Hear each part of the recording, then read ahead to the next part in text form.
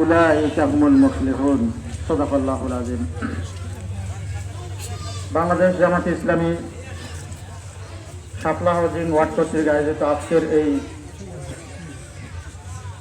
সভার সম্মানিত সভাপতি, শাপলা হাউজিং ওয়ার্ডের সম্মানিত সভাপতি ইঞ্জিনিয়ার ফুয়াদ আব্দুল হামিদ ভাই, উপস্থিত আছেন আমাদের আজকের প্রোগ্রামের বিশেষ অতিথি বাংলাদেশ জামাত ইসলামী শেরেবাংলা নগর থানা উত্তরের সংগ্রামী নায়েবে আমির শাহ আজিজুর রহমান তরুণ ভাই, উপস্থিত আছেন মঞ্চে অন্যান্য নেতৃবৃন্দ এবং একান্ত প্রিয় আজকের প্রোগ্রামের উপস্থিতি দিনদার ইমানদার ভাইরা, শাপলা হাউজিং কালভার্ট এলাকার সম্মানিত এলাকাবাসী, সকলের প্রতি আমার সর্বপ্রথম সালাম, আসসালামু আলাইকুম ওয়া রাহমাতুল্লাহ।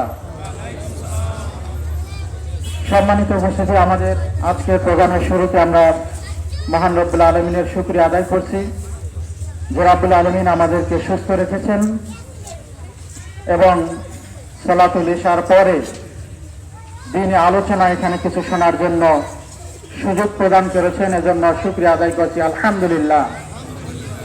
প্রিয় উপস্থিত ভাইরা, আমরা এখানে উপস্থিত হয়েছি বাংলাদেশ জামাত ইসলামের আহ্বানে। আপনাদেরকে নিয়ে আজকে এ সভা করার উদ্দেশ্য হচ্ছে বাংলাদেশ জামাত ইসলামী যে বিশাল আন্দোলনের কাজ করে যাচ্ছে, ইকামতে রব্বুল আলামিন আমাদেরকে পৃথিবীতে পাঠিয়েছেন অবশ্যই কোনো উদ্দেশ্য ছাড়া না। উদ্দেশ্য অবশ্যই একটি রয়েছে। সূরা জারিয়াতের মধ্যে আল্লাহ তাআলা বলছেন, ওমা খলাকতুল জিন্না ওয়াল ইনসা ইল্লা লিয়াবুদুন। আমি জিন এবং মানব জাতিকে সৃষ্টি করেছি এজন্যই তারা শুধুমাত্র একমাত্র আমার দাসত্ব করবে, আমার ইবাদত করবে, আমার গোলামি করবে। তাহলে আমরা পবিত্র কোরআনুল কারীমের এই আয়াত থেকে বুঝতে পারি পৃথিবীতে আল্লাহ তাআলা আমাদেরকে পাঠিয়েছেন তার দাসত্ব করার জন্য, তার গোলামি করার জন্য। আমাদের অন্য একটি পরিচয় রয়েছে, যে পরিচয়টা আমার পূর্বের বক্তা দিয়েছেন।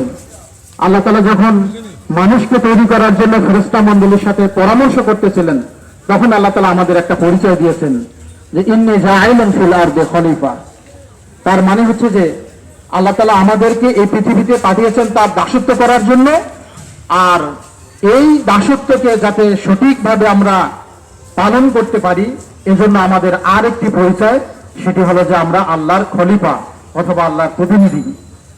আমরা অথবা শার্ট অথবা প্যান্ট তৈরি করার জন্য দেই, সেই খলিফার, সেই টেইলার্সের কি কোনো অধিকার আছে আমি তার কাছ থেকে যে সেই শার্ট তৈরি করার জন্য সে যদি আমার জন্য পাঞ্জাবি তৈরি করে, এটা কি তার কোনো অধিকার আছে?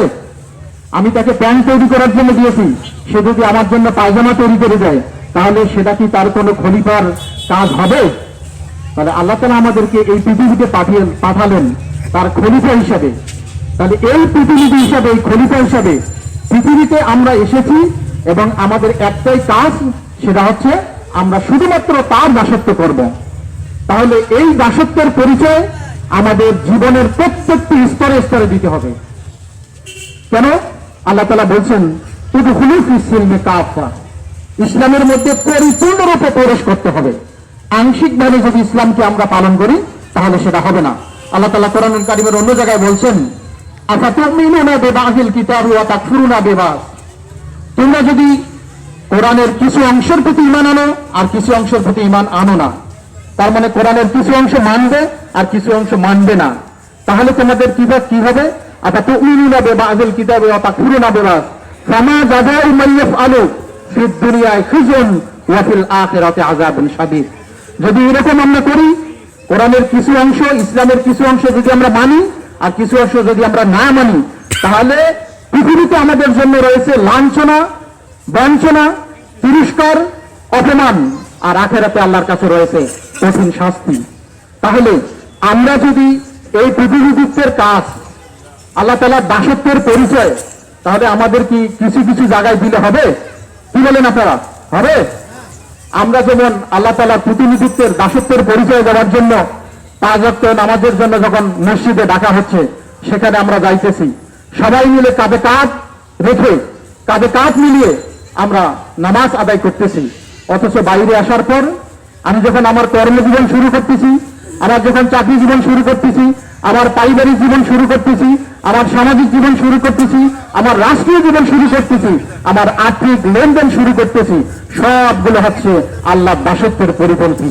তাহলে কি এই দাসত্ব শুধুমাত্র মসজিদের জন্য, না জীবনের সর্বক্ষেত্রে এই দাসত্বের পরিচয় দিতে হবে? কি বলেন আপনারা? জীবনের সর্বক্ষেত্রে আমাদেরকে দাসত্বের পরিচয় দিতে হবে। বাংলাদেশ জামাত ইসলামী এই আহ্বানটাই চায়, এই আহ্বানটাই আপনাদের কাছে করতে চায় যে আল্লাহ তাআলা আমাদেরকে দাসত্ব করার জন্য পৃথিবীতে পাঠিয়েছেন।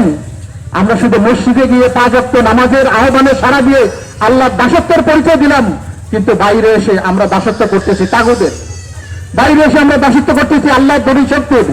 তাহলে এই কথা এবং কাজের আমাদের মিল হচ্ছে না।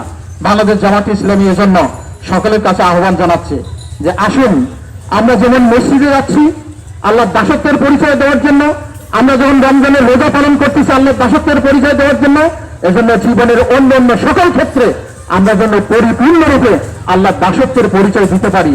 এজন্য বাংলাদেশ জামাত ইসলামী এরকম একটি সমাজ ন্যায় এবং ইনসাফের ভিত্তিতে প্রতিষ্ঠিত করতে চায়, যে সমাজ